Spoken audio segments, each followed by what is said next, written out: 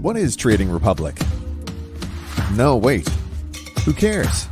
The question is, what can Trading Republic be for you? And you know what they say? Show, don't tell.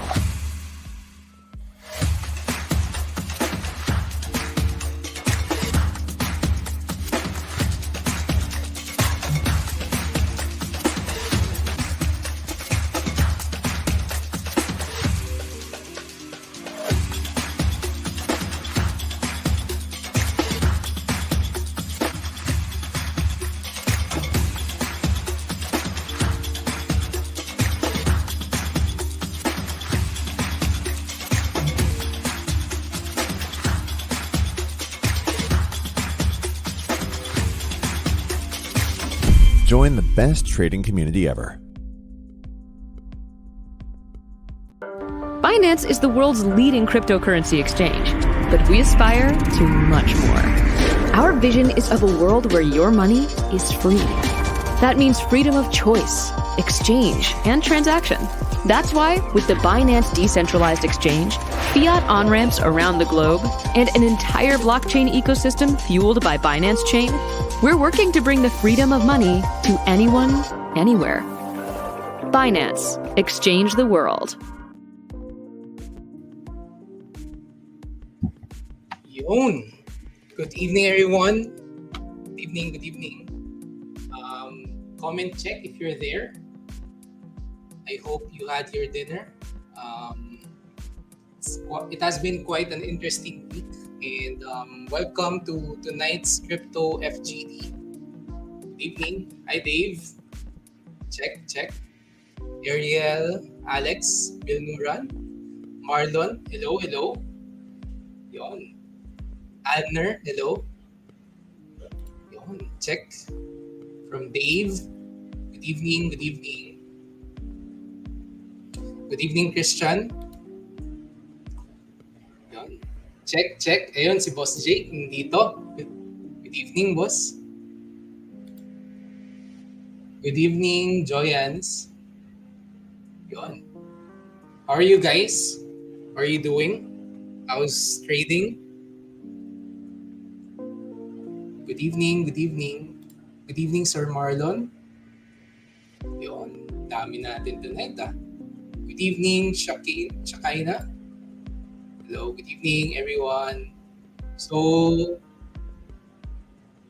it's been a while, no, since I've had a live session here in Facebook and YouTube, wherever you are watching from. So, my name is James. I'm one of the trading leaders in Trading Republic. Yun, may mga nag-check pa. Check. Good evening, guys. Santi, Bakroy. Yan, good evening. Yun. So, siguro short introduction lang, no? I primarily trade cryptocurrencies, and basically my niche is more on day trading. Yun, dito na si Bex. Good evening.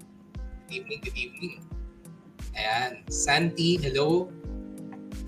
Alright. So, it's been quite an interesting week, no?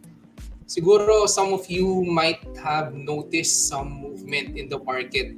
Kaya siguro napapacheck na rin ng mga charts. It's been quite an interesting, especially for this week, no? Talagang very interesting siya for the crypto markets. There's a lot of movements, there's a lot of volatility around there, and opportunities left and right. There's so much to learn, and there's that feeling of not knowing that makes trading essentially very interesting and quite an avenue to be in, right? So for tonight, we're going to be discussing a number of things that some of you might be interested in, like where we are in the markets, what's the market condition, what happened so far in the crypto markets in 2022. We're now on the second half of the year, right? Sobrang bilis ng time. Sino dyan yung mga parang feeling last week lang, January lang, no? Parang kailan lang. kaka-New Year lang natin. It's been fast-paced and somewhat very volatile in terms of, aside from trading and of course our emotions as well. Ayan, hello, good evening. May mga pumapasok pa tayong viewers. Rochelle, hello. Good evening. April, hello, good evening. Ayan. Alright. So, alright. So, siguro let's start with some kamustahan muna, no? How are you doing? How's your 2022 so far? How's your crypto journey so far for the past year? Can I get some responses? Fresh from vacay pa. Oh, enjoy din natin yung mga pinaghirapan natin for the past few months. Medyo naglaylo tayo nung second quarter of the year, and then we had some movement recently. So medyo nakapag galaw-galaw tayo. Yan. High and low. Ayan si Nicolo. Kamusta? How's your trading? Up na ba? Yung iba, DYM na ba? How's your port so far?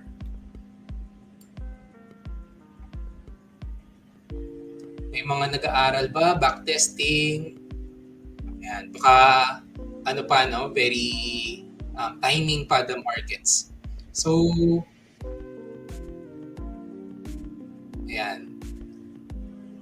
So, tonight, I'm gonna be in a way giving you a narrative of what's happening in the markets, right? And how do we go about this kind of market conditions? And it's touching grass pa. Alright. So, sige. We're gonna be starting the evening a bit slow. Right? Let's first identify where we are in the markets, right? What's happening. So I'm gonna share my screen. Alright. So usually, when we do these kinds of discussions within the community, it's gonna start out with the market conditions. So let's talk about what is the overall market sentiment, whether it be bullish, bearish, or sideways, right? Sometimes we have this feel over the markets, whether sometimes we've been trading for a lot of time over the past few days, and we somehow have this feeling or sense na parang nawawala na tayo dun sa jive with the markets. It's always important that we do this weekly to have a feel of where we are.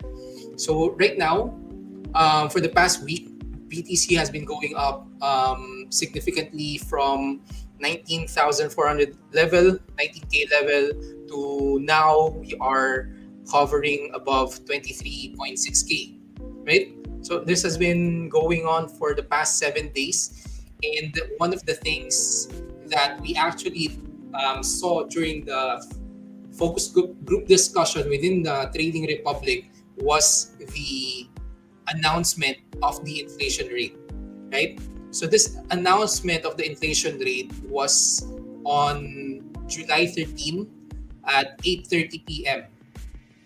here in the Philippines. So it was something that we've been looking into that would spark significant volatility in the markets. That's why we were telling the community that you might want to be careful during this time, because this July 13, this candle right here, as you can see on the chart, was actually the time that the inflation rate was announced. So during this time within Trading Republic, we were saying that this could provide strong volatility either on the upside or on the downside, because even though we have all these technical analysis, right, we have here a sports level that we are looking at, we essentially do not know whether it's going to break down from the support level or it's going to bounce up from there. So that is these are things that we need to look into. And so nandito na rin sila Nes. John Ray, no? So welcome to the stream. I hope you're doing well in your trading. Right now, we're discussing. More people are coming in. We're discussing the market conditions where we are right now, and the effect of the inflation rate last week. Just last week, 7 days ago, July 13, we had that sudden spike in volatility. If we're gonna look at it in the intraday chart or in the hourly chart, you might see here 8:30 p.m. That was the time that the volatility in the markets actually started. So as you can see here, um, this 19K was seen as the support level. However, during the day, before the announcement of the inflation rate, it actually increased. It went up quite a bit. And then right then and there, during the announcement of the inflation rate, wherein the inflation rate for June was actually higher than expected at 9.1% and from 8.6 from the prior month. So that actually spiked a lot of volatility into the markets. A lot of people didn't know what to do. The market was actually showing some strength earlier in the day, but then at the end of the day there was a bull trap, and then it actually pushed it down strongly, right? And right during that session, we actually saw a strong concentration of demand around 19K. So around that level, there were a lot of buying pressure happening within that zone, and a lot of people were exchanging hands. A lot of people not knowing what to do, whether everyone's going to be going down or everyone's going to be buying it up. So these are things, these are uncertainties in the markets that we can't really be certain of, be 100% certain of. But what we know is that this was actually a strong rejection for the bears. And that signifies that 19K was indeed a strong support level. And we could see that in the daily chart, wherein this level has been, we have been touching this level for 3 times already, right? So we can see that here, this was actually the first drop around this level. We had a strong support around the end of June, and then again around the second week of July, right?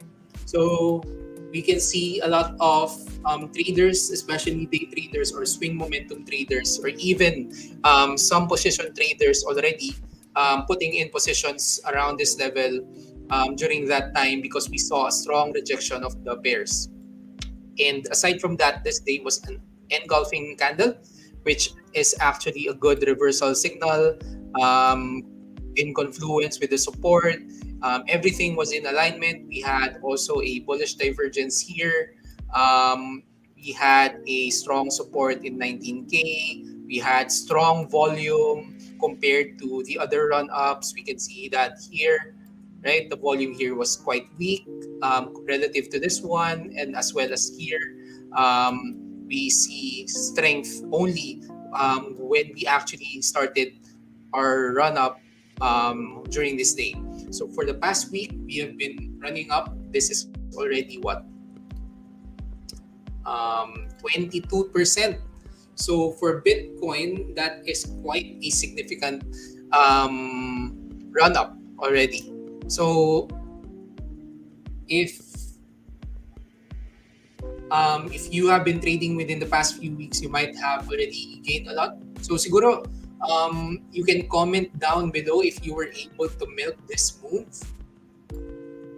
Right? So, ang daming opportunities that actually showed themselves. And so we Sol 70. Let's go Bulls from our resident bull in the community, Osmani, right? Yeah, definitely. It was quite a leg run. This is one of the strongest ones since what? Since March of this year, right? We haven't seen this in the previous consolidation, wherein it didn't actually break above its trend shift line, or what they call TSL to signify somewhat of a bullish turnaround for Bitcoin. So, as what we have been discussing within the community is that whenever BTC actually goes up this well, there are a lot of opportunities in the altcoins. And in the previous months, we have been seeing a number of these that showed strong signs of strength for a potential reversal. So that is somewhat the theme for the past few weeks. That is trading, bottom fishing, and reversal plays that could become strong outliers in case BTC actually reverses from this level. But of course, this is just the initial run up, and as we know, based on market cycles, it doesn't go up continuously, and that is what we are going to be discussing tonight. So that is for BTC. So for tonight, I'm gonna run through you with some of the things that might be interesting that we're gonna be discussing. And we've already started with number one, market condition. We're gonna be discussing later um, market volatility, right? Because this is quite a market to be in. We already had the run up, and we know that coins or stocks does not go up continuously.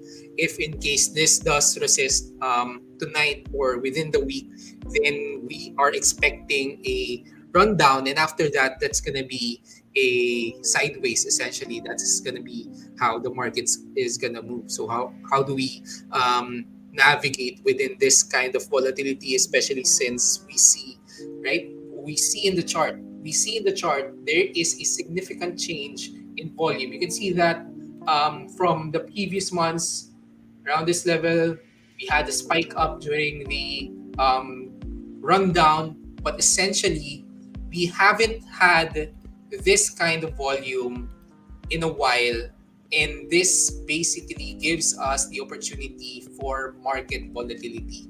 And when we have volatility in crypto markets, there is a huge chance that you might be whipped, you might be cut, you might be left out of a trade, you might be late to enter a trade without actually seeing that it's already going down or it's going up, whether a trade should have been a short or a long. So these are the things that we need to consider when you are navigating during this kind of market condition, and we're going to be discussing them a bit later. We will also be discussing, of course, the opportunities in the markets through watch listing. How do you actually see the coins that you might want to look out for when you are trading, whether you are a day trader, a position trader, a swing momentum trader? What do we want to look for? And basically that's it, right? These are the three things that we're going to be looking at, and I hope that you would be engaging when it comes to the overall market sentiment. I want to see how you feel about this this market condition, and how you're going to be trading within it. So maybe for a starter, I want to see your market sentiment for the next month. Where do you see are the markets being in the next month? Are you going to be bullish? Are you on the sidelines? Are you going to be learning? Are you going to be on vacation? Whatever it might be, comment down below. Right? I want to see what you're going to be doing for this kind of market condition. So for the past week, I was in vacation, no? So I wasn't able to milk the second leg of the run up, but it's okay. It's still the start of the market. Medyo marami pa tayong patatahakin, especially if we're gonna be considering this as a reversal, then there would be a lot of opportunities. Ayan, si Partly will be shorting shorting the market. Ayun, galit pa, no? With 3 exclamation marks, it's gonna be shorting the market during this time. Maybe it's gonna be in the short term, right? In the next few days, it's a short for him. Maybe this is just a pullback from the market. Hindi pa talaga to yung reversal. Parang in a way, bull trap pa lang siya. It's just a relief rally for the markets to reset itself in a way kasi we've been going down for the longest time. Pwedeng ganun, di ba? Pwedeng shorting siya, pwedeng short term, pwede ring long term yung bias mo. Because we know na marami pang resistances. There would be a lot of volume to break going up, right? And overall, we are in a bear market. So if you're going to be shorting the market, that is still a good view on the market because that is where the trend is, right? Ayan. So kay Boss Manny naman, he's waiting for a retracement, then anticipating na magkaroon tayo ng higher low probably na makapagsalo siya ng mas maganda for his positions.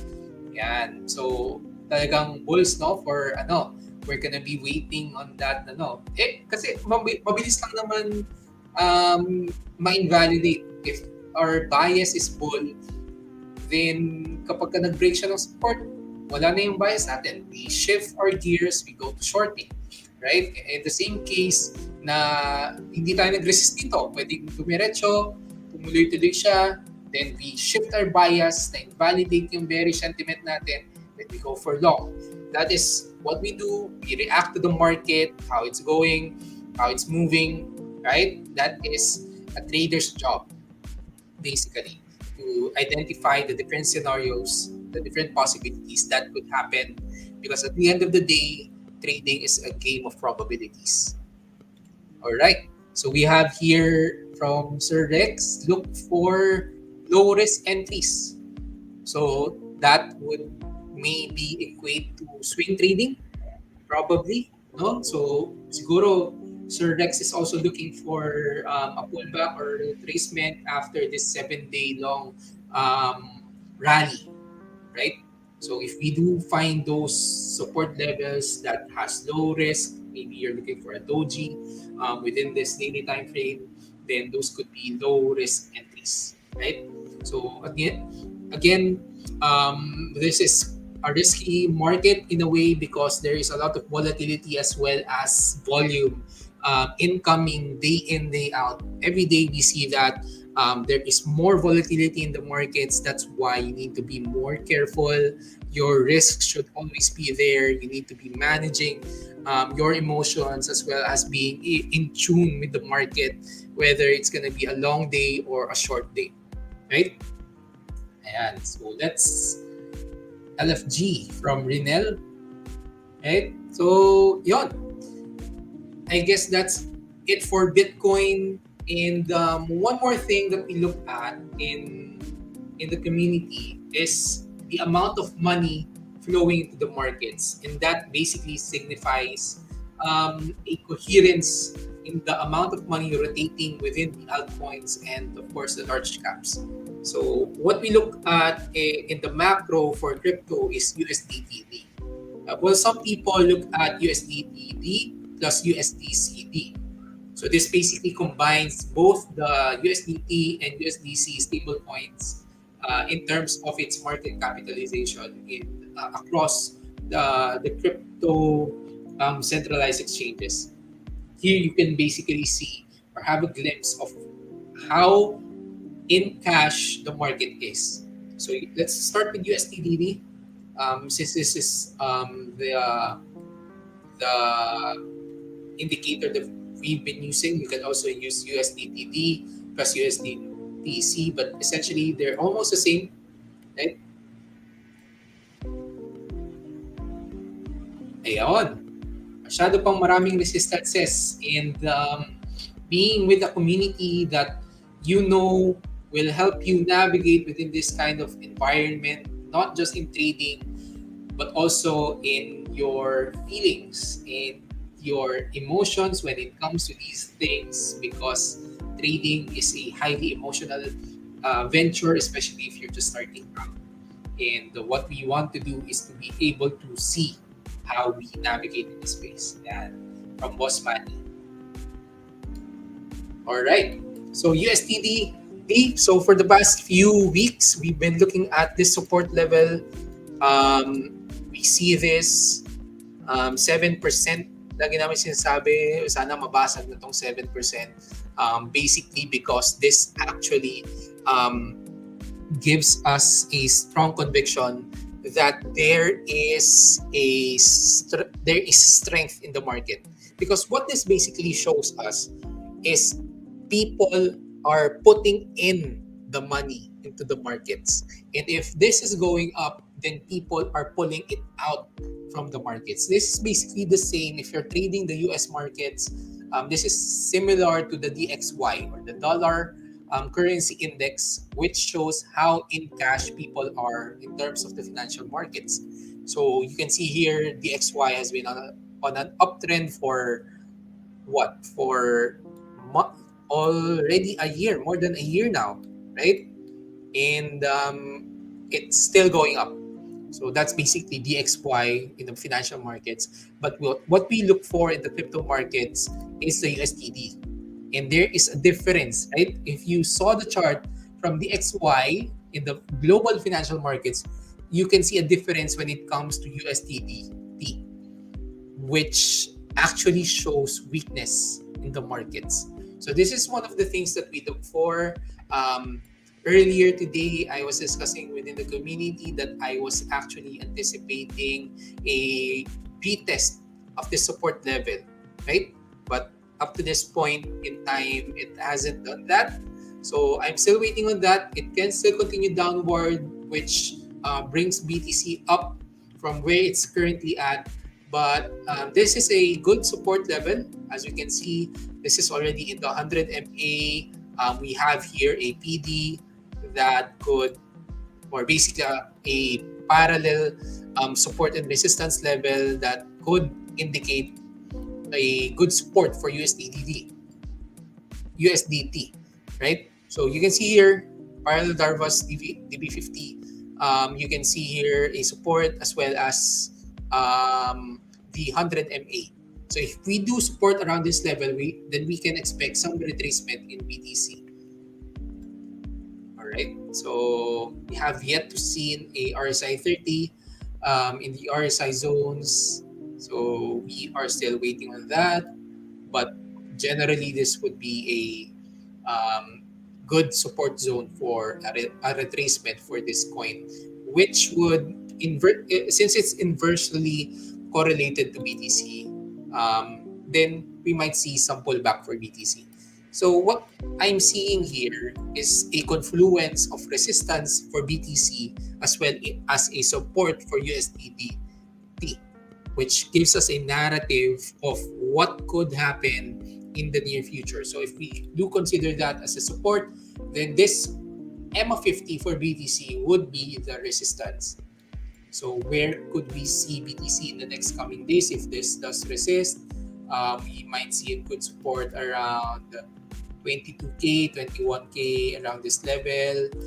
We can still anticipate a pullback to even further down to 20K to just establish it as a strong support, right? Basically, and allow more people to get into the coin, because we don't want to leave people behind. If this is the reversal, then we want a lot more people to get in, and this would eventually in the future help us push the price of Bitcoin higher. So it's in a way, people are saying that it's a zero-sum game, but essentially when it comes to market cycles, we always want to make sure that there is enough consolidation for a coin whenever it wants to reverse, and that basically gives us a strong conviction that around that level, that is the support. So there are two things that we are looking at. We could have a strong support around 22K, but a pullback to 20K is also welcome for a good reversal of this asset, right? So we can also see that with the MAs, it's not yet aligned, it's not yet flattening. BTC is still at a 45 degrees, although EMA 20 and EMA 50, as you can see on the chart, is EMA 20 has already had its inflection point around this week, right? Around the weekend, it had its inflection point to turn up in a way for it to start its reversal scenario. And EMA 50 is already almost at the 180 degree. So that basically gives us some signs of strength. And when we see that EMA 100 already starts to plateau and we see a good reversal for EMA 20 and EMA 50, then we can anticipate some more rallies in the next coming months. So that's how I see it. We don't want to force our trades based on our feelings, and we always want to consider what's happening in the macro.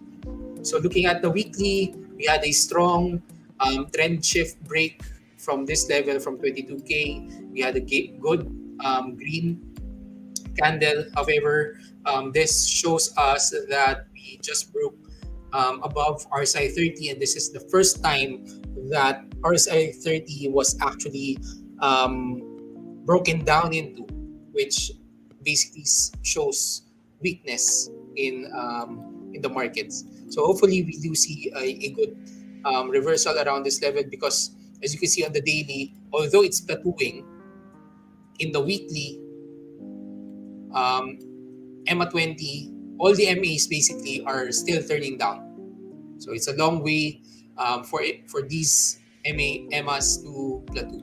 So you have to consider the longer time frame as well. Even the monthly, you can look at it, and this is the first green candle, which is good. But of course, this would be short-lived as long as we don't have that good consolidation around this level. All right. So, yeah. So number two, we're looking at. I've already discussed in a glimpse the market volatility happening in the markets. We've been going up significantly, and in the previous weeks we have here ranging market. So if we are expecting a retracement, then this could give us some volatility in the markets. So yun. So if you are trading this kind of market, siguro you can share your thoughts about market volatility. How do you handle down below in the comments? You can share your thoughts on how to deal with market volatility during this time. Personally, what I do is that I make sure that I go in. Yun nga sabi ni Sir Rex earlier, look for low risk entries, and these are usually when you are entering during a swing entry, these are usually the points in time that there is low volatility in the markets, because there's a bit of accumulation. There's that push and pull in the markets, getting tighter and tighter, and once you get in, that is where the volatility comes in. So going in during swing trades, that is how I usually look for entries, because going into momentum, that would be hard and prone to whips, especially in the crypto markets because of, again, market volatilities. So if you have any if you are trading during this kind of market, feel free to share your journey so far. Have you been whipped? May naiwan ba kayong mga trades, mga totga? Nakat ba kayo suddenly? You were not expecting na magtutuloy yung market. So these are the things na talaga nangyayari siya, right, in the markets. And even though there are a lot of opportunities, there is also a lot of risk involved in trading, and you basically can't get all the opportunities out there. All right, so kamusta kayo guys? How was the first part? Type check if you're still there.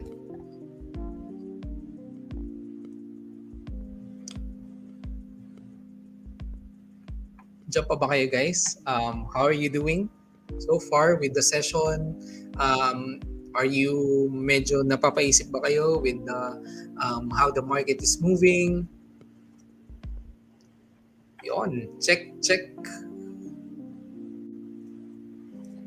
So what we usually do in the community, we do this kind of market sentiment, market condition, what's happening in the markets, and then we move forward to watch listing, right? Ano ba yung mga tinitignan ng mga traders natin, whether long or short, and then identify ano yung um, biases na ginagawa nila, ano yung mga confluences na tinitingnan, whether the scenario planning is valid, considering all the things, the risk management and all that, right? Especially in crypto, no? Medyo ano siya eh, it's quite an interesting market because there is that group of coins every month na parang sila yung sama-sama last week parang tinitingnan namin was DeFi, right? All these DeFi coins was going up. They were creating rallies left and right. Sila yung mga nauuna. And then there's this other group na tinitingnan namin. There could be NFTs medyo nagpaparamdam recently. But of course, DeFi. And it all makes sense, right? It all makes sense basically because the way crypto markets was created is that you have these market basically AMMs, automated market makers that facilitate all the transactions that is happening.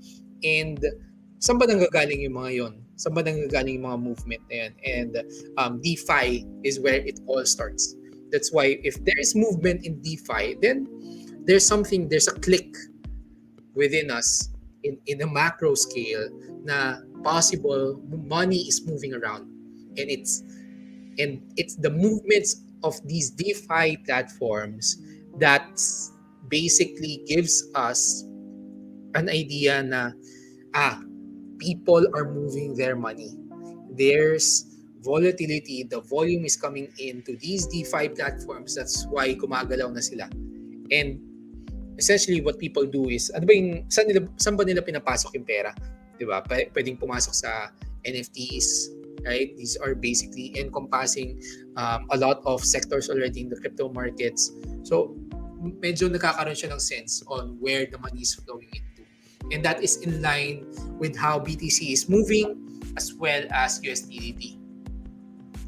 So, even though we are traders, these, even though they are a bit outside the technical analysis part, are still crucial because it affects our biases, our convictions when we trade. All right? So we always put in the probabilities for us. Yan. So si Alex, tinitingnan po market. Hinihintay yung next move. Yan. So ito yung ito yung tricky part when it comes to these kinds of may mga multiple confluences na parang feeling mo na dapat bumagsak siya. Parang feeling mo, itong BTC, dapat mag-retrace na to eh. 7 days na siyang umaakyat. Dapat bumagsak na siya. And this is where some traders would feel like the market is playing with them because of the mentality that dapat ito na yun eh. Yung parang feeling mo the market should do what it is supposed to do. Diba? So, kaya kailangan as traders, we need to be adaptive. We need to be fluid in a sense and trading what you know. There's always this saying that you want to be trading what you see and not what you think, because the market will always do what it wants whenever it wants. If it wants to retrace, it will retrace. If it wants to go up, it will go up. No matter what you do, right? It's been happening for years now.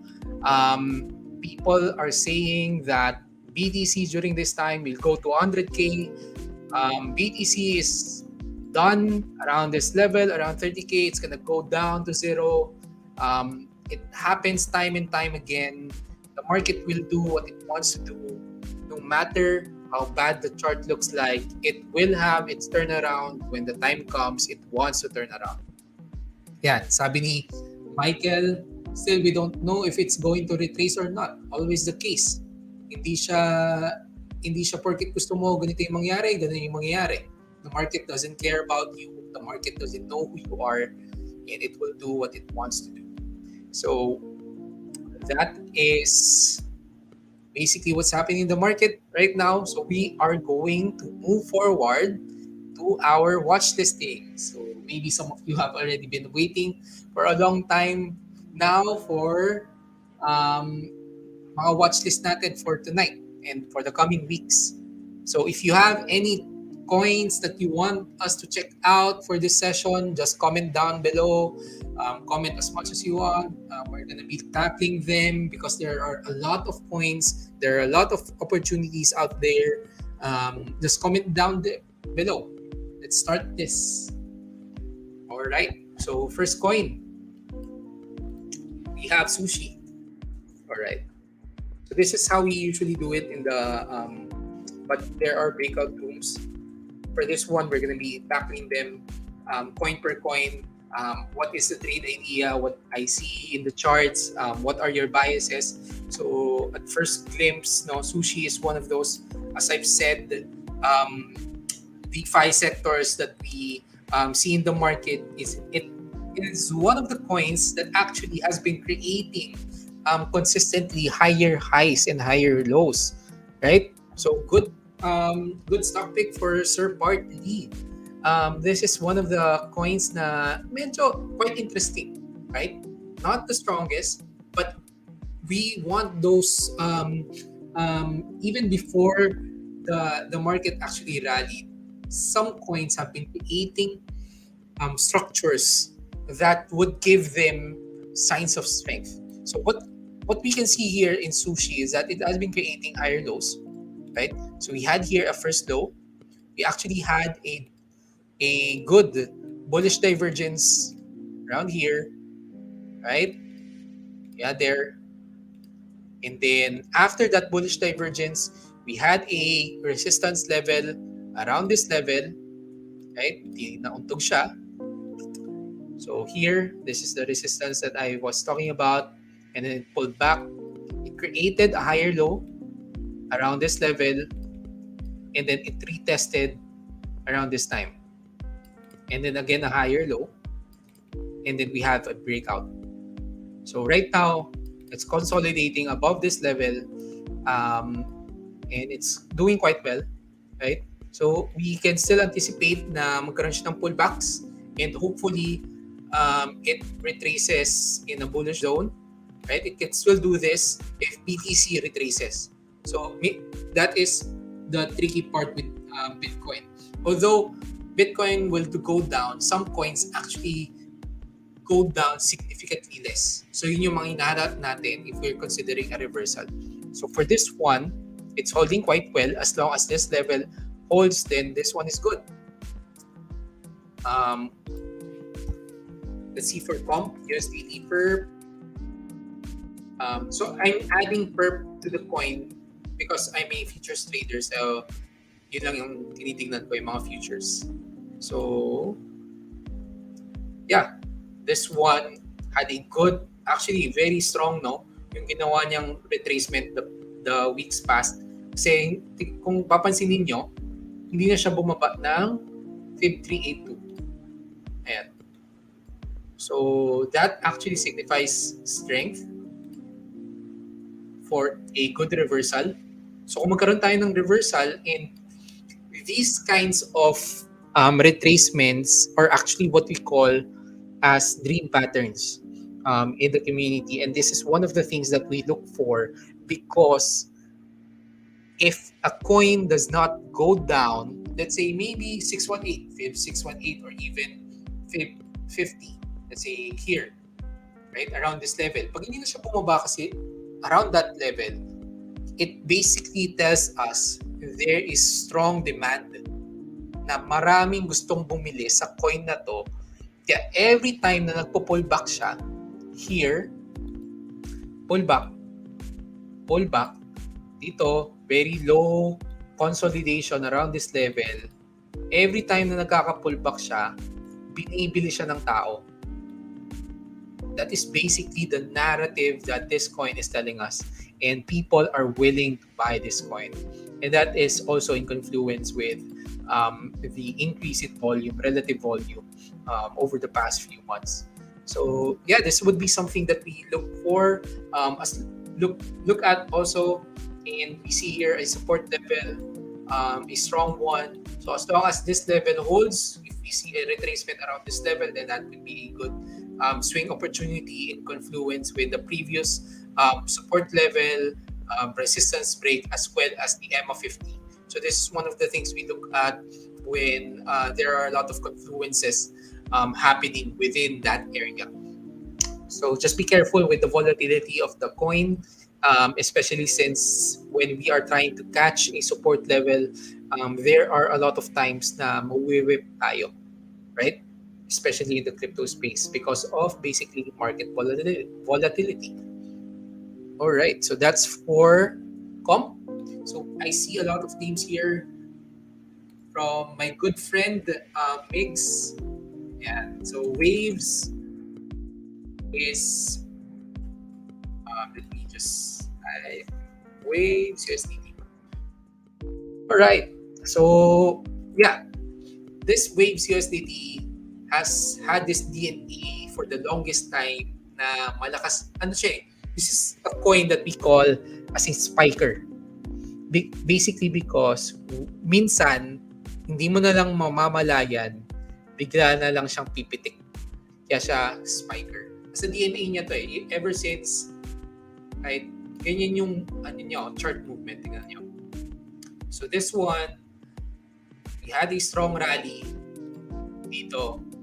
Diba? Parang wala pang masyadong consolidation.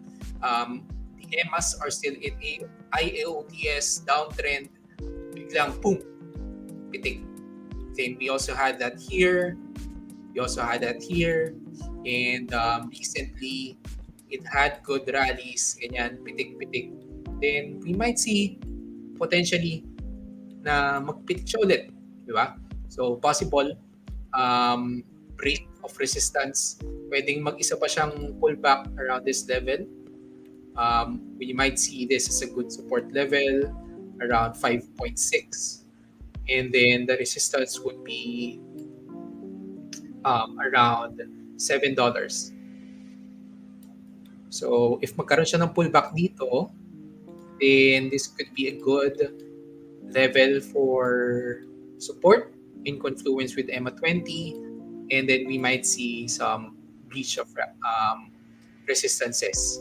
And then we're gonna see again a resistance around $8 siguro, 7.5 to $8. Yeah. Yon. So that's for waves. So just be careful with the volatility of this coin. But once this spikes, it really spikes. Yun lang yung comment ko dito. So watch out for this one. I know a lot of resident traders in Trading Republic very fond of this coin, basically because of its intraday movement, especially for day trading. It's one of the coins that you might want to watch out for, especially if it is coming from a range and has consolidated quite well.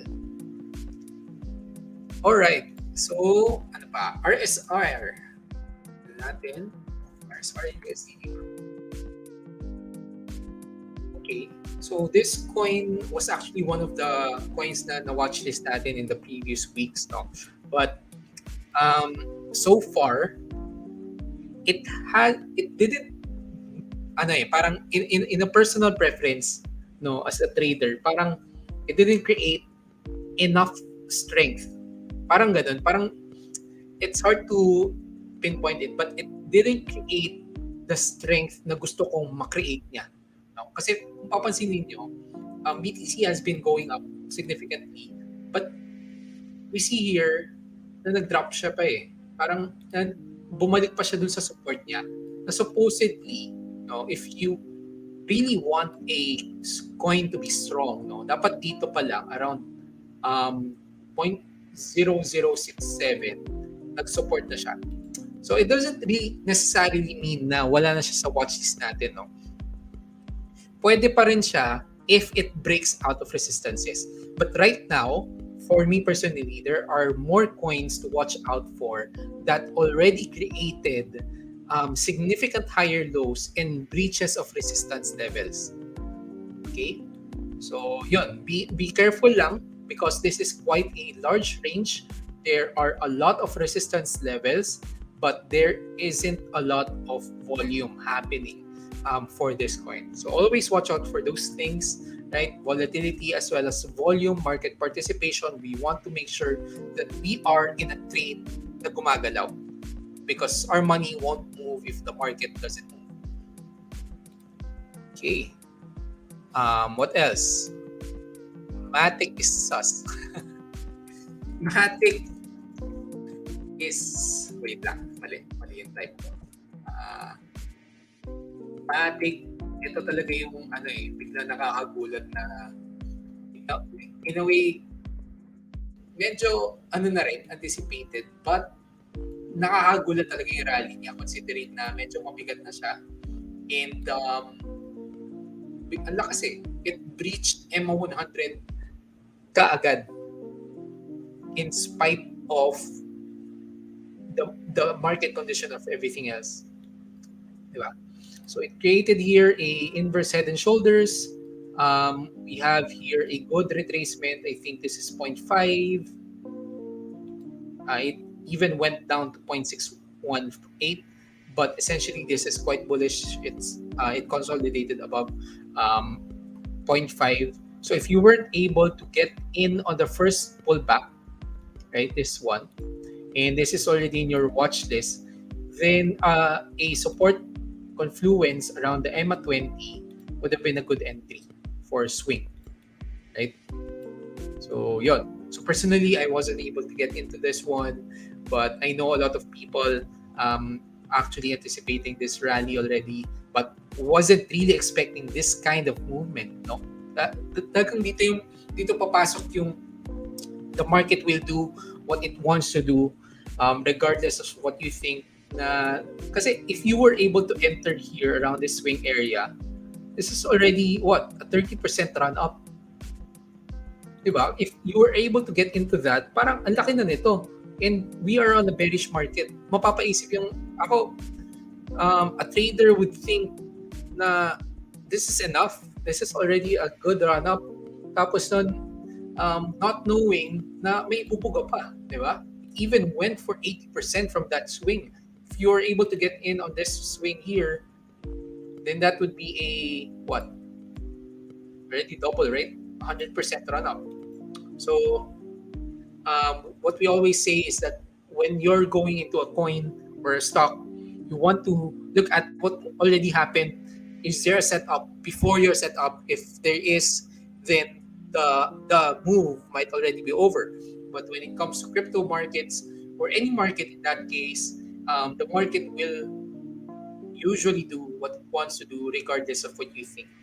So in this case, it did what it wants to do. It broke out of 100 MA. A lot of people will already be saying that this is already resistance level, that's already 0.8, but it doesn't care. It went up to as high as 0.98, right? So yun, very strong.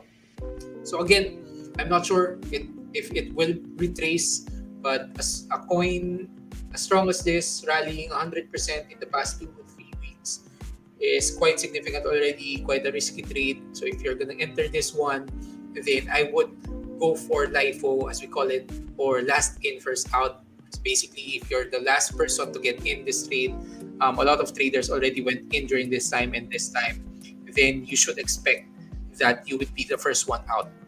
Right? Even holding it for 2 to 3 days, if it does continue, then you have to be the first one to get out. All right. So my questions, John Robert, do you still categorize coins personally as laggards or outliers? Do we still need familiarize coins DNA. So I think this was in line with the Waves coin and all the other coins that were outliers, no? So basically, yes. The answer is yes for both questions because coins in the crypto markets, even though, as a rule of thumb, personally, I look at the market capitalization of Bitcoin. And if it's nearer to the market capitalization of Bitcoin, essentially like ETH, BNB, DOT, Doge, Sol, ADA, XRP, TRX, SHIB, these are all more large caps, no, the top 10 large caps.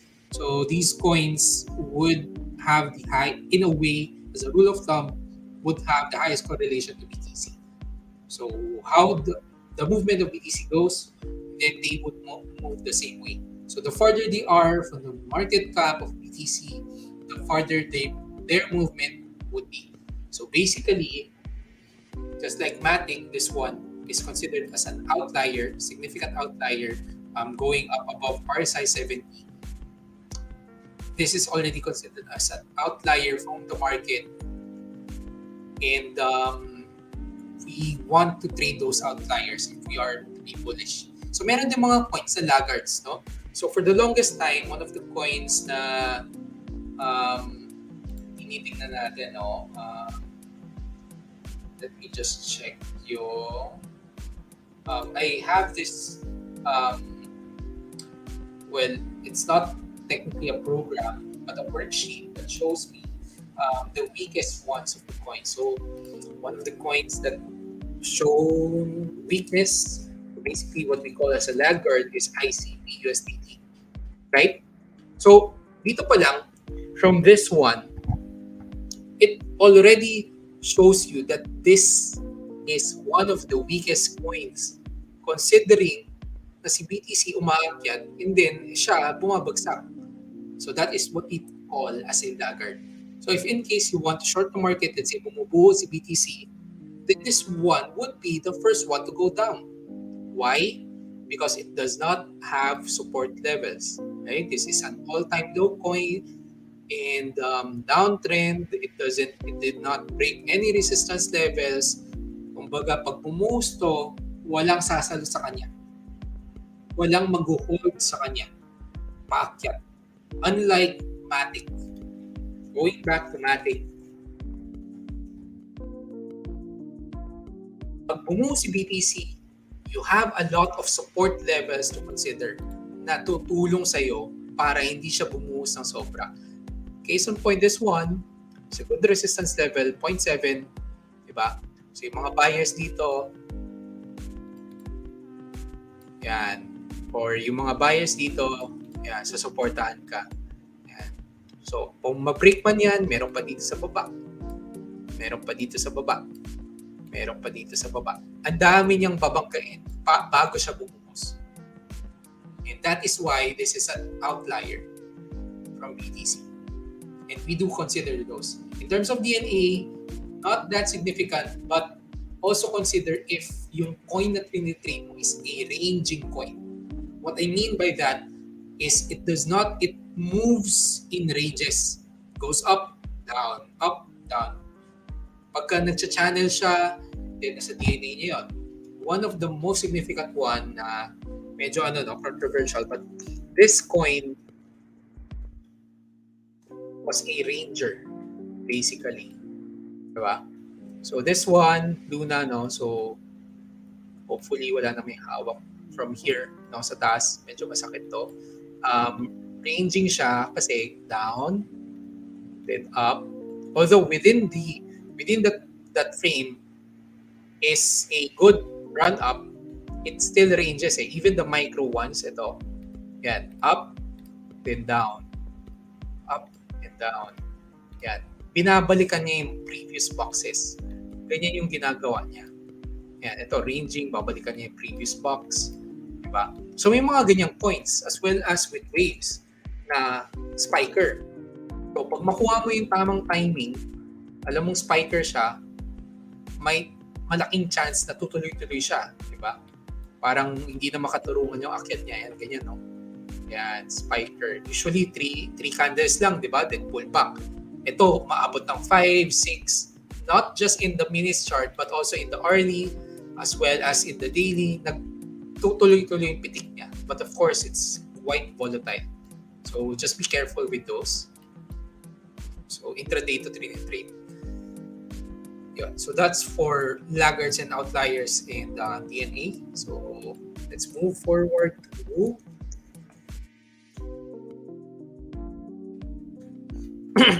ayan. So this one, if hindi apparent kagad, this is actually creating an inverse head and shoulders pattern. We have here a neckline, right? And then we have here the bottom of the shoulders. Okay. And then we have here a double bottom pa, no?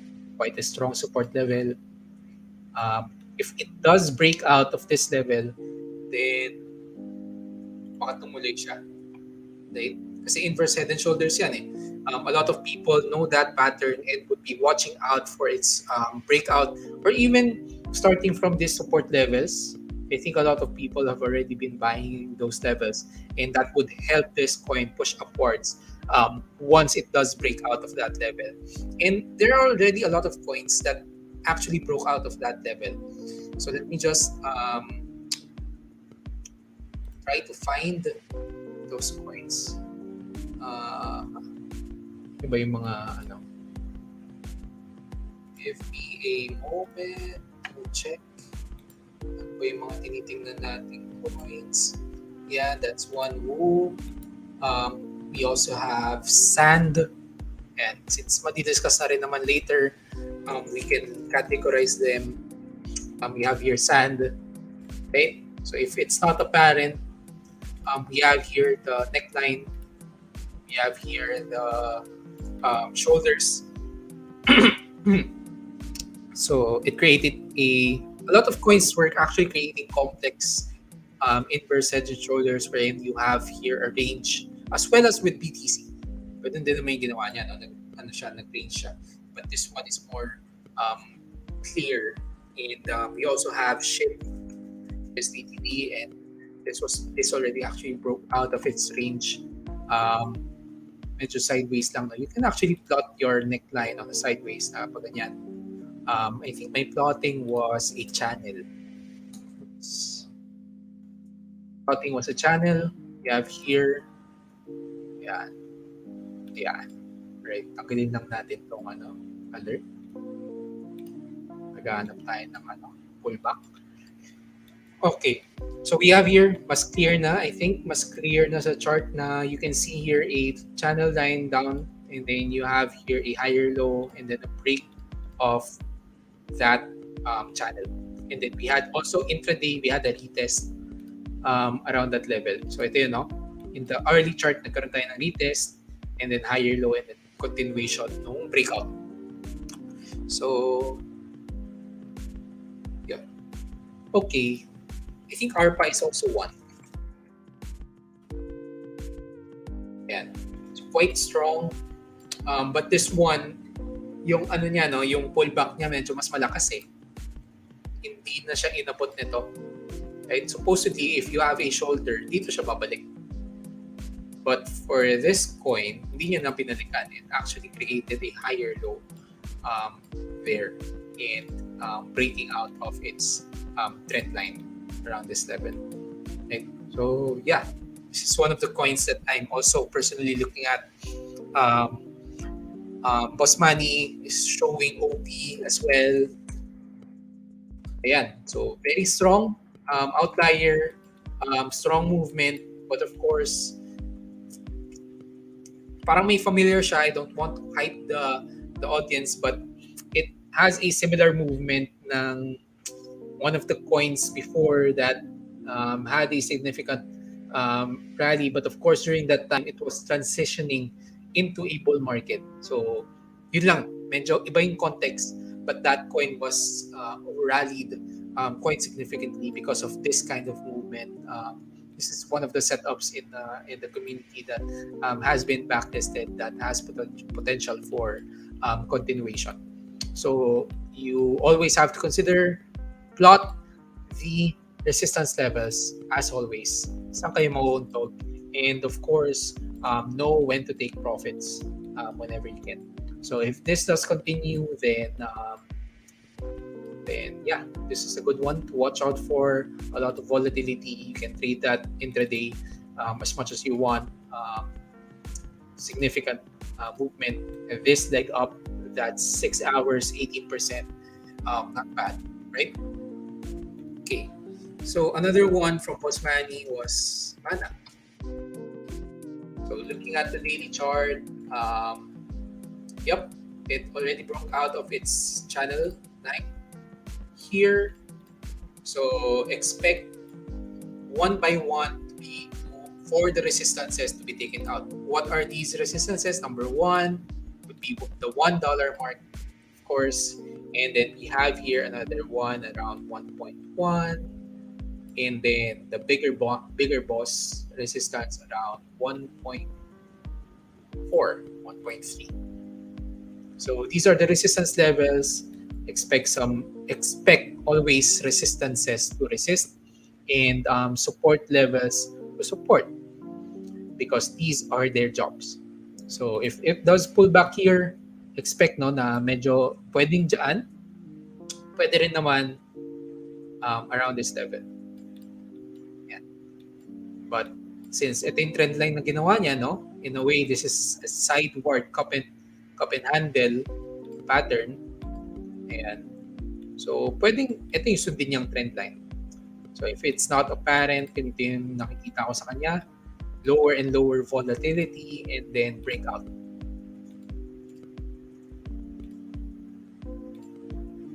Ito. Ayan. So, we have here a big cup and two handles, breakout. Then, if ito talaga yung neckline, then pwedeng retest dito. Right? Considering this structure. Alright. That's for Mana. Move up konti na lang, di ganun kadami resistances. Yeah. Yep. Medyo malayo pa, no? Tanggalin na natin pala to. Nandito. It's about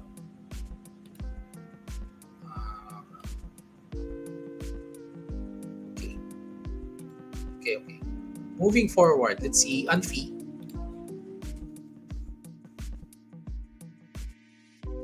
Okay. So ito very interesting, no? Kasi it did an unexpected, an unrealistic rally in the early months of the year. This rally actually coincided with the all-time high dito. Right? And this rally is from, let's say, hindi ka ganun ka, you had a trade plan for this one. You bought the retest support here. Let's say, diyan ka bumili. Diba? Retest. Then, that would have been a 1,600% move in 2 days. Diba? Crazy. So crazy. The very definition of the market will do what it wants to do. Talagang so crazy. And then, right after, it dropped 82% in 1 day. And dropping 90% in 1 week. Diba? Crazy market. Okay, so why Unfi is quite interesting, because we already have here a strong sign of strength. But of course, we have a lot of resistances. Sobrang daming resistances nito na quite malaki yung volume. Diba? Significant siya lang yung malaki dito eh. So we're expecting that this area here would have a lot of resistances. So just be careful with that one. We might see some bull traps or maybe rallies na pwedeng short-lived lang.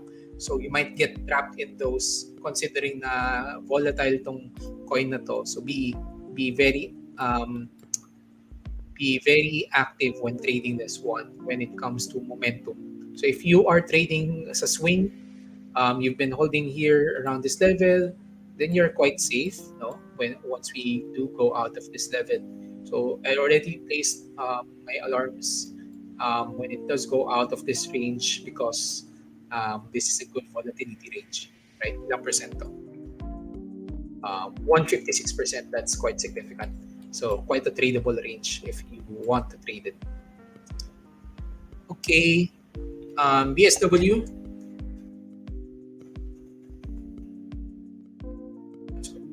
Yes, I think meron pa ba tong term? Wala. So, spot. Okay, so nag-spike na siya. I don't know how I'm gonna be trading this in the coming days. I'm gonna be waiting for kasi itong BSW, this is in a way considered already as a micro cap, even if it's a DeFi asset or coin. Hindi siya ganun ka-heavy on market participants eh. So, medyo mahirap siyang laruin. Especially since it's in the spot market. There are also a lot of resistance levels and ngayon na siya nagkaroon ng spike. Pag spike kasi, skeptical ako sa ganyan eh. Kapag ka ganito, yung market participants, I want to be in the coin na maraming market participants. And for this one, since low cap siya, medyo mahirap eh. But yeah, if it does create higher lows around this level, yan. So hanggang dito lang ang tolerance ko. If it does create that consolidation around this level and then magkaroon ng higher low and then breakout, right? Yun yung anticipation natin. But for me, mahirap. So baka magka-whip and then tuloy siya pababa. So yun yung tinitingnan ko rin, hinahanap ko yung market participation. Very important. Okay, SRM.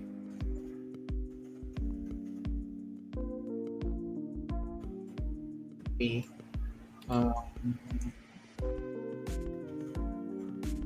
So this one, yeah, it's good, but gusto ko lang sana ng mas maraming consolidation eh. For a good run up. Parang biglaan kasi yung pag-akyat niya dito. But of course, I might be wrong, no? Personal preference lang dun sa mga structures. Kasi when it comes to trading, you want to make sure that yung mga pinapasukan nyo as much as possible are grade A setups na na-backtest yun na and it's already your niche or your playbook. You just have to look for them in the charts. And for me personally, wala to sa playbook ko. Yung ganitong movement, you have a strong rally and then a continuation, tapos consolidation. Medyo mahirap siyang pagka ganito kasi dapat I'm expecting already a good pullback eh. Kasi coming from a rally, right? Supposedly, it's either there are two things that this coin should do for me dun sa playbook ko. It's either it's gonna consolidate long, like sobrang tagal, consolidate siya ng sobrang tagal, or it's gonna pull back significantly at the minimum 0.5 ng fib niya. Yan. So let's say dito, pull back siya dyan. But again, even though wala siya sa playbook ko, it doesn't mean na mawawalan siya ng continuation na hindi na siya pwede. Pwede pa rin. Yun lang. Hindi siya pasok sa playbook ko. Alright. ETC, malalakas kasama ni Marati. Di ba? So, yun. So, for this one, pwede pa rin naman magtuloy siya, but run up na eh. So, I'm banking on a good retracement around this level. No? Sorry, Boss Manny, if may hawak ka. No? Parang na siya eh. Overextended for me. No? But if it does consolidate well within this zone, I'm assuming that's gonna be Fib 236 and we do hold above RSI 70, then confluence with this support pwede, no? Pwede. Kasi ano eh, papansin niyo yung volume, di ba? Strong, is this all-time high? Almost all-time high volume. I think, saan ba siya tumampat? Dito ata. Yeah, significant volume basically. And something to watch out for. But kung mahilig ka mag-short, gusto ko din to i-short if you want to short that. Ayan. So in the early, I'm looking at it here. Nagkakaroon na ng transition yung EMAs. Pababa, we might see some pullback here. Then that would be significant pullback, 20%. Right? Significant. So you might see that here, ganyan, if you're anticipating a short and supports to support until such time it does break off these supports. Yeah. But of course, may validate lang yan kapag nagkaroon siya ng higher lows. Ganyan. Okay. Pero definitely one of the strongest, strong outlier, yung BTC. And ito mas maganda yung structure niya, no? Pero just waiting on a good break of momentum para dito tayo pulutin. Yan. Then mag-hold tong level na to. Significant range. Kahit kung pullback siya dito, medyo okay pa eh. Right? Yung touch lang. But for me, medyo ano na siya, plus B. Grade B na yung setup niya for me, personally. Considering yung yung market condition. And Matic, ETC, sunog ako, dun nag-short ako. Yun. Parang hindi mo na-anticipate na masyado na siya mataas, na it can still go up, di ba? So we have here another question. What and when would be the sweet spot for us to create watch list of coins? Do you advise to do it during weekends? Ayun. So, since nasa crypto space tayo, essentially what's happening is you have 3 trading days in a day. Diba? Kasi that's 8 hours. Or if you're trading Philippine stock market in the pandemic times, that's 6 days equivalent. Diba? Parang every day it's a week. So personally, I do my overall one by one checking of the futures coins, identifying yung mga structure that's weekly, and then on the daily I monitor them, and then I watch out for volume happening elsewhere, momentum, volatility. If they're there, then that's going to be added into my watch list, and that's going to be daily. So consistent lang. Parang mahirap mag-trade kapag wala kang watch listing. And I guess yung sweet spot would be Sunday or even Friday. Basta weekends kasi the markets usually tone down. Parang wala masyadong market participants kasi weekend eh. For financial traders in the West or in PSE, in Asian markets, closed yan, di ba? So parang yung mga offices closed din, yung mga institutional buyers minsan nagpo-close din. And ang nangyayari lang during weekends, what I've noticed or what I've learned is that yung nagte-trade during weekends are market makers or basically automated bots. So parang prone to whips, prone to volatility, and hindi mo masasabi kung saan ba yung direction talaga ng market. So doon yung magandang pwede ka talaga mag-watch list. Minsan, hindi na napapalitan yun eh throughout the week. You just have to monitor them. More or less, makukuha mo na rin siya during the weekend. I hope that answers your question, John. Alright. AYDX. Ito yung mapanakit na coin. Na-top ka ako dito kanina. Hindi ko naaabutan. Ayan. So, until now, malakas pa rin siya. Still holding, no? RD chart. Kaka-breakout lang din from head and shoulders. Diba? So, if it's not apparent, it's this one. Ito mas clear. Diba? So, sobrang linaw ng head and shoulders niya. And if it does break out of this level, pwedeng mag-resist si EMA 100 and then magkaroon tayo ng CEV or a retest of this support level around 2.2, 2.3. Then continuation. So make sure to watch this one. Make sure na sa watchlist nyo to kasi malakas to relatively compared to other structures. Ito yung grade A na structure na tinitingnan natin because of a good consolidation, dahan-dahan siya, and then there's there's this parang yung feeling na there's enough, parang ano na siya, over time as you trade more, magkakaroon ko ng feeling na this consolidation for this particular run-up is enough na masasabi mo ang ganda ng structure niya. Diba? So dito nagkaroon ka ng run-up and then nagkaroon ka ng more than 1 week consolidation, then breakout. Tapos dito, nagkaroon siya ulit ng consolidation. Every time nagkaka-breakout siya, after the rally, nagkakaroon siya ng consolidation, then rally, consolidation, then rally. Diba? Yun yung maganda eh. Yung consistent up, down, dahan-dahan. Yan yung maganda na i-anticipate na movement. Alright. Rose. Okay. So this one just had its initial rally. Right? Wala pa talaga siya yung strong support level. We have here a good break of the channel sa baba, but recent lang siya eh. Too recent to pagka tumapat pa to sa retrace ng BTC. Speaking of BTC, let me just check the value. 23.8, it's still there, wala pang buhos, so we are still good. But if it does retrace for BTC, then we expect na resistance na to. Babanggayin niya na yan. Ito, this one.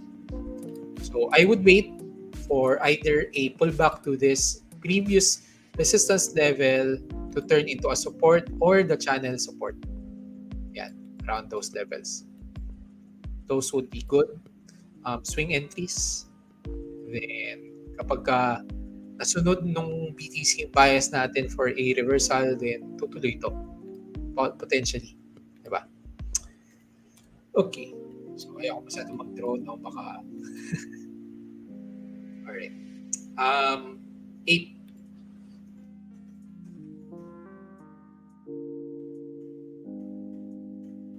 Ayan. Ito malalakas talaga ito eh. Ilan pullback nito. Yan. So ito yung sinasabi ko, no? 8 kasi if you're not familiar with 8, this is the coin for Bored Ape Yacht Club for their metaverse. So it's essentially an NFT coin. Similar to Sand, Mana, Gala, and these coins, no? And even BNX, nagkaroon siya ng rally. Kasi ito medyo micro cap to eh. But if you look at Sand for today, let's go to the hourly chart. It had a good rally, no? Ayan, no?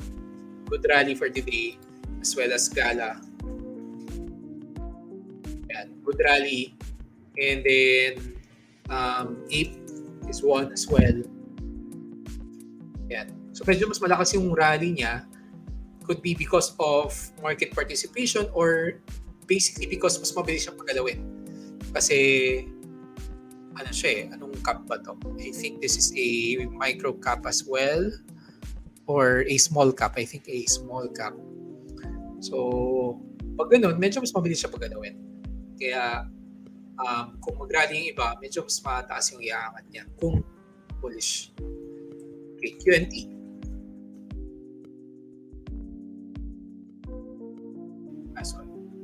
QNT. USDT. Yun, no? Parang early, ang ganda. Yan. So, ito yung magandang coin. Kasi even though na malakas yung rally niya, meron siyang consolidation di ba, na ginagawa along the way. And if you're a day trader, this is something na pwede mo tingnan. Pero since spot siya, medyo mas mahirap lang i-milk yung movement niya. But if you're a position trader, then pwede. Although, kapal na nito eh. For me lang makapal na tong resistance na to dito. Ayan. So, maganda siya sa early tingnan. Kaya ako sinabi na pwede siya kasi pwede mo i-milk to eh. Pag futures trading ka, pwede mo i-milk yung ano nito, yung push up, yung pitik niya. Tapos yun yung trade mo. Pero kung spot siya and you're just considering a daily chart, medyo mahirap na kasi pakapal na ng pakapal yung resistances. So dito medyo manipis pa kasi ito pa lang yung babanggaan mo. And then dito, pagdating dito, ito na yung binabanggaan mo. And then itong area na to, medyo malaki to eh. So I'm not sure kung kakayanin niya pang banggain to without any more retracement. Yun lang. Yun yung consideration ko for this one. So if spot trading siya, daily chart, baka konti na lang if ever ilang percent to. 13%. Yeah, pwede na. If it does continue. But yun nga, malaking banggaan to. Alright. Yun. Dami nag-run up na coins. Yes. Ayan, na-milk ni Boss Manny. Gusto rin natin yan. Mag-retrace muna siya. Alright. So, medyo kumukonti na yung mga stock picks natin. And the last one is Sol. Ayun. So, yun nga. Very similar yung movement niya, no? Kung papansinin nyo with BTC. Diba? Parang ganito lang din yung movement niya. Hindi siya ganun ka-significant yung rally, but essentially, it's moving with the markets. You have here a trendline break. Hindi na siya nag-retest. And then we had here a breakout around this level. So if in case hindi na siya bumalik below nito, then pwede siyang malakas. But I'm anticipating a pullback around this level. Okay. So going back to to BTC. Ayan. If we do hold above EMA 50, the 100 MA na yung susunod. Diba? That's already 27K. So, magsasaya si Boss Manny dito. Yung mga bulls natin sa community. Magsisigawan na yan. Kasi if in case, tingnan ko nga yung meron kasi tayong special indicator dito for the community na ginagamit. And it basically projects what level pupuntahan yung RSI 70. Ayun. Grabe so basically, if BTC goes up to 25.6K, 25.6K, pag umabot si BTC ng level na to, or around this range, 25.5 to 26K, mag-RSI 70 si BTC.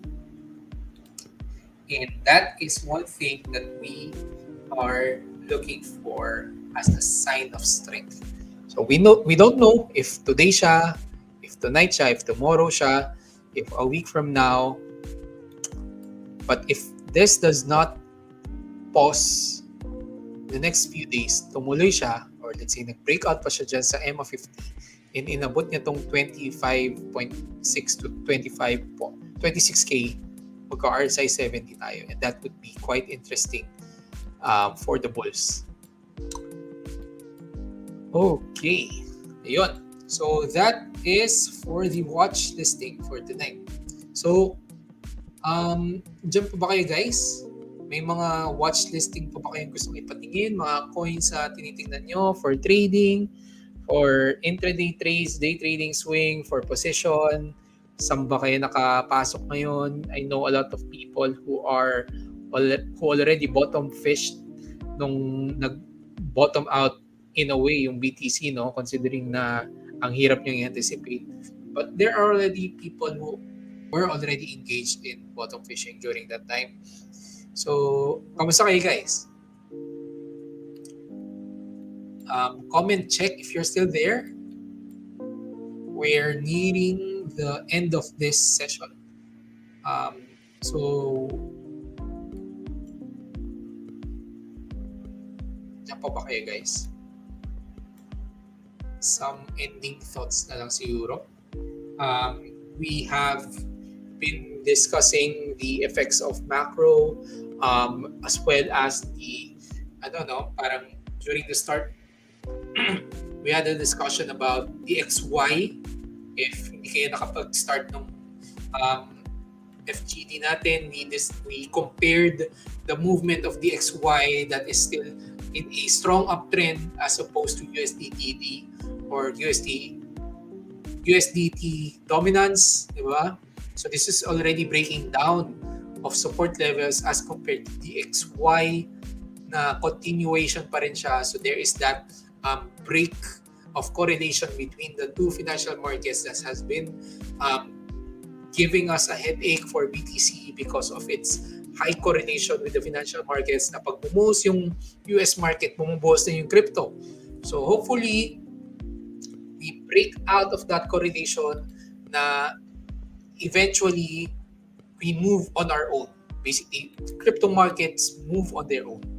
And that's something that could be good, but also at the same time could be bad for the market participants. We'll never know, right? But that's the thing. We can actually hedge. If you're trading both markets, you can hedge the market if it is uncorrelated. And then we also move to how do you handle market volatility and how to look for opportunities. There was a question about laggards, outliers, and then the DNA of the coin. Are they important? And the short answer is yes. These are also considered, even though not as significantly considered, especially if you're day trading, but they are important for watch listing. And we always want to make sure that we are trading with the trend. As we always say, the trend is your friend until it bends, and we want to be riding where the movement is. We want to make sure that there is participation, as I've been discussing earlier about grade A setups, your market participation, volume, you always want it to be there.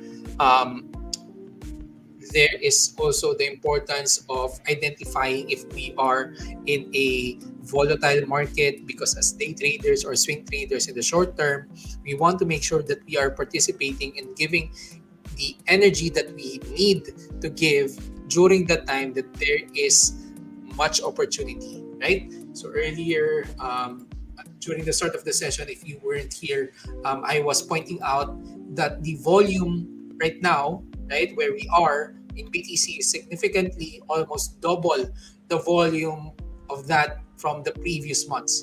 So even though medyo mas mataas siya, no, it was actually trading with average volume for the past few months earlier this year. But now we see more market participation in terms of volume, as well as the movement of USDTD is in line with our bias that participation in the market is actually going in. And that is quite important as a trader to identify those moments that we have volatility and volume in the markets whenever we participate, just to make sure that the energy that we put in would not be wasted. Okay? Then always follow where the money is, and always go in risk first. And if you have any questions, feel free to message the page. If you want to join the community, there are a lot of resources out there. The Trading Republic is always open for enrollment. And right now, actually, we are, if you want to learn how to trade CFTs, the CFT system, considering all these technical analysis, you'll be able to talk with all the mentors and trading leaders in the community. You might want to join the technical intensive coming this year, 2022. It starts at August 29. So if you want more details, you can visit the page. But I can show you the, I think, yeah, it's in the ticker. Don't miss the next bull run. Reserve your slots for ZFT's technical intensive now. So the link is down there in the banner. And let me just hide that one. And if you want to just learn to start how to trade, you can also join our free Facebook group, which is called Trading for Rookies by ZF. This is a free community that you can join and talk with traders. There are also mentors in there that you can talk to, trading leaders that could also guide you. This is a completely free Facebook group that you can join. There is also if you're interested in NFTs, in cryptocurrencies in general, basically in line with NFTs, then we also have a group for that in Discord. It's called OX Players. You can check out the Facebook down there below. And if you're a youth, you want to start your trading journey early, you can actually visit YT by ZFT, and all the youth traders, well-rounded individuals wanting to better themselves, self-improvement, everything that you need to become a consistently profitable trader and learn with your peers, with the youth. Then you can join YT by ZFT or Youth by ZFT. You can visit the Facebook page shown in the screen. And yeah, and I hope to see you inside the trading community. I hope one day we can engage. For those who are not yet inside the community, I hope to engage with you, especially in the crypto markets, how to trade, how to think about the technical analysis, the macro things, all the risk management, the psychology behind trading, and everything that you need to know about trading. I am still in my own journey. I'm consistently learning how the markets work, how they move. All these things take time, and I'm gonna be there with you. And if there are no more questions, yes, that's it for tonight's FGD. And thank you for listening. Good night, everyone.